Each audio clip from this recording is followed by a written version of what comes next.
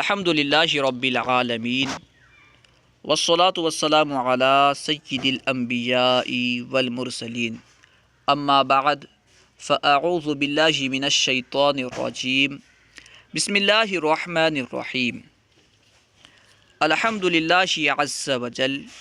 ہم الترکیب پڑھ رہے ہیں۔ آج ہم انشاءاللہ عز وجل الترکیب سے کلمات کے مخصوص متعلقین کے تعلق سے پڑھیں گے۔ سبق نمبر 3، کلمات کے مخصوص متعلقین کا بیان۔ ما قبل میں معلوم ہو چکا کہ مقاصد ترکیب میں سے ایک کلمات کے باہمی تعلق کی معرفت بھی ہے۔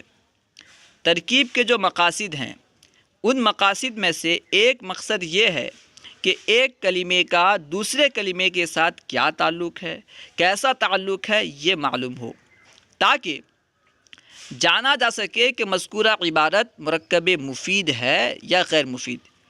جب ہمیں یہ معلوم ہو جائے گا کہ ایک کلمے کا دوسرے کلمے کے ساتھ کیا تعلق ہے، کیسا تعلق ہے، تو ہمیں معلوم ہو جائے گا کہ یہ عبارت مرکب مفید ہے یا مرکب غیر مفید، اور پھر اس کے نتیجے میں درست ترجمے و مفہوم تک پہنچنا ممکن ہو سکے۔ یعنی ہم صحیح ترجمہ اور درست مفہوم تبھی نکال سکتے ہیں، تبھی لے سکتے ہیں جب کہ ہمیں یہ معلوم ہو کہ یہ عبارت مرکب مفید ہے یا مرکب غیر مفید۔ اگر ہمیں یہی معلوم نہیں ہوگا کہ یہ مرکب مفید ہے یا مرکب غیر مفید تو ہم صحیح ترجمہ نہیں کر پائیں گے، صحیح مفہوم نہیں لے پائیں گے۔ صحیح ترجمے اور درست مفہوم کے لیے یہ ضروری ہے کہ ہمیں پہلے معلوم ہو یہ مرکب مفید ہے یا مرکب غیر مفید، اور مرکب مفید ہے یا نہیں اس کے لیے ہمیں کلمات کے درمیان جو تعلق ہے اسے جاننا ہوگا کہ اس کلمے کا دوسرے کلمے سے کیا تعلق ہے۔ اس سلسلے میں یہ بات یاد رکھنی بے حد مفید رہے گی کہ بسا اوقات ایک کلمہ دوسرے کلمے سے اور کلمات کا ایک مجموعہ دوسرے مجموعے سے خاص تعلق رکھتا ہے۔ بعض وقت ایسا ہوتا ہے کہ ایک کلمہ دوسرے کلمے سے اور کلمات کا ایک مجموعہ دوسرے مجموعے سے خاص تعلق رکھتا ہے۔ چنانچہ عبارت میں کسی کلمے یا مجموعہ کلمات کو پہچان لینے کے فوراً بعد جب آپ عبارت میں کسی کلمے کو پہچان لیں کہ یہ بن رہا ہے، یہ کلمہ یہ بن رہا ہے، یا مجموعہ کلمات کو کلمات کے مجموعے کو پہچان لیں کہ یہ جو کلمات کا مجموعہ ہے یہ بن رہا ہے، تو اس کے فوراً بعد اس کے مخصوص متعلق کو تلاش کریں، جو اس کا خاص متعلق ہے، جو اس کا متعلق خاص ہے اسے تلاش کریں۔ وہ بیان کیا کہ پہچان لینے کے بعد اس کے مخصوص متعلق کو تلاش کریں، اس کلمے کا مخصوص متعلق ہو یا مجموعہ کلمات کا جو مخصوص متعلق ہے اسے، ٹھیک ہے، پہلے کلمہ یا مجموعہ کلمات کو پہچانیں، اس کے بعد فوراً پہچان لینے کے فوراً بعد اس کا جو متعلق خاص ہے اسے تلاش کریں، ٹھیک ہے۔ اب مثال دے رہے ہیں، جیسے مثلاً جب قواعد کی روح سے مبتدا کو پہچان لیا، جب قواعد کے مطابق آپ نے پہچان لیا کہ یہ مبتدا ہے تو اس کے متعلق خاص یعنی خبر کو تلاش کیا جائے۔ جب آپ کو مبتدا کا علم ہو گیا کہ یہ مبتدا ہے تو اب خبر ہوگی، تو خبر کون ہے، کون سا کلمہ خبر بن رہا ہے اسے تلاش کریں۔ یوں ہی جب مجموعہ کلمات کے باعث قسم کی شناخت ہو گئی، جب کلمات کے مجموعے کے باعث آپ نے قسم کو پہچان لیا کہ اس میں ادات قسم ہے، مقسم بھی ہے، تو یہ قسم ہے۔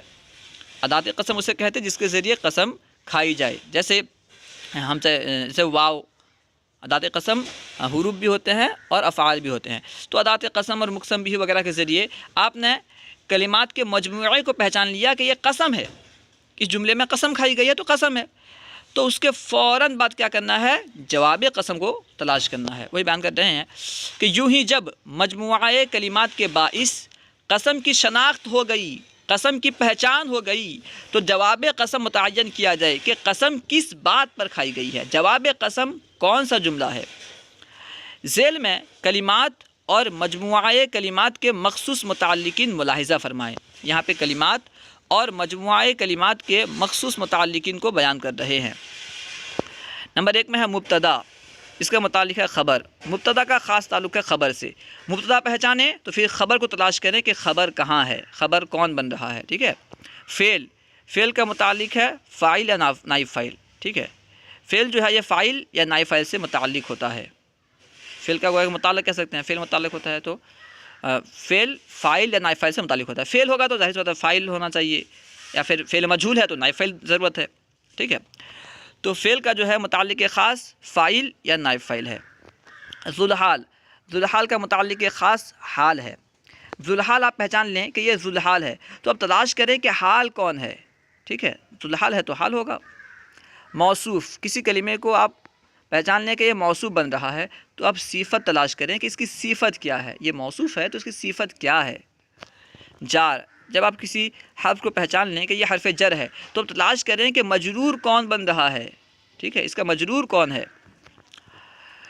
اسم موصول، ٹھیک ہے، جار میں جو ہے نا حرف جر بھی آ سکتا ہے، ٹھیک ہے، مجرور جو ہے نا حرف جر بھی مجرور کہلاتا ہے، اور مضاف الیہ کو بھی بعض نحوین جو ہیں مجرور کہتے ہیں، ٹھیک ہے۔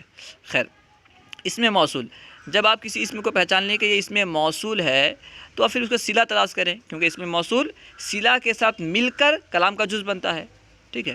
تو اسم موصول کو پہچاننے کے بعد اب صلہ تلاش کریں کہ کون سا جملہ اس کا صلہ بنے گا، کیونکہ صلہ جو ہے ہمیشہ جملہ ہی ہوتا ہے۔ اسم اشارہ، اسم اشارہ آپ نے تلاش کر لیا تو مشار الیہ تلاش کریں، اس کا متعلق خاص مشار الیہ ہے، اشارہ کریں گے، ٹھیک ہے، تو کسی کی طرف کریں گے۔ اگر کوئی اسم اشارہ آپ نے پہچان لیا، جس اسم کے ذریعے سے اشارہ کیا جا رہا ہے آپ نے اسے پہچان لیا، تو اب تلاش کریں کہ کس کی طرف اشارہ کیا جا رہا ہے، اس بات پر غور کریں، اسے تلاش کریں۔ اسم اشارہ کا متعلق ہے، متعلق خاص ہے مشار الیہ۔ ممیز، ممیز کا متعلق خاص ہے تمیز، ممیز ہے تو اس کی تمیز کیا ہے۔ شرط، کہیں آپ نے کسی جملے کو آپ نے مان لیا کہ شرط ہے تو اب جزا تلاش کریں کہ یہ تو شرط ہے، اس کی جزا کیا ہے۔ معطوف علیہ، جب آپ نے کسی کو معطوف علیہ پہچان لیا کہ یہ معطوف علیہ ہے تو اب تلاش کریں کہ معطوف کون ہے، اس پر کس کا عطف کیا گیا ہے کہ یہ معطوف بن گیا۔ معطوف علیہ اسے کہتے ہیں جس پر کسی کا عطف کیا گیا ہو، تو اگر آپ معطوف علیہ پہچان لیں تو پھر معطوف کی تلاش کریں کہ معطوف کون ہے۔ مضاف، جب آپ مضاف کو پہچان لیں تو پھر مضاف الیہ کی تلاش کریں کہ یہ مضاف ہے تو مضاف الیہ کون ہے، یہ مضاف بن رہا ہے یعنی اس کی اضافت دوسرے کی طرف کی گئی ہے تو کس کی طرف کی گئی ہے، مضاف الیہ ہے کون۔ قسم، جب آپ کلمات کے کسی مجموعے کو پہچان لیں کہ یہ قسم ہے یعنی اس میں قسم کھائی گئی ہے تو پھر آپ تلاش کریں کہ جواب قسم کیا ہے، کس بات پر قسم کھائی گئی ہے، جس بات پر قسم کھائی گئی ہو اسے کہتے ہیں جواب قسم۔ جب آپ قسم پہچان لیں تو اب جواب قسم تلاش کریں کہ جواب قسم کون ہے، کہاں ہے۔ مبدل منہ، جب آپ مبدل منہ کو پہچان لیں تو پھر بدل تلاش کریں کہ مبدل منہ ہے تو بدل کون ہے۔ مؤکد، جب آپ مؤکد کو پہچان لیں تو پھر تاکید تلاش کریں، جب آپ کسی کلمے کو جان لیں کہ یہ مؤکد ہے تو اب تاکید تلاش کریں کہ کس لفظ کے ذریعے سے اس کی تاکید کی گئی ہے جو یہ مؤکد ہو گیا، ٹھیک ہے۔ مبین، جب آپ مبین کو پہچان لیں تو پھر عطف بیان کو تلاش کریں، ٹھیک ہے۔ مبین کا خاص متعلق عطف بیان ہے، متعلق خاص عطف بیان ہے۔ ندا، ندا یعنی وہ حرف وغیرہ جس کے ذریعے پکارا جاتا ہے، جب آپ ندا کو پہچان لیں تو پھر منادا اور مقصود منادا کو تلاش کریں۔